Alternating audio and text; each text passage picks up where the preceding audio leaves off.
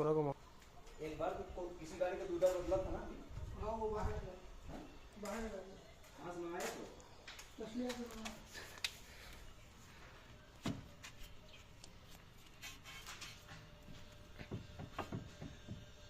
कांच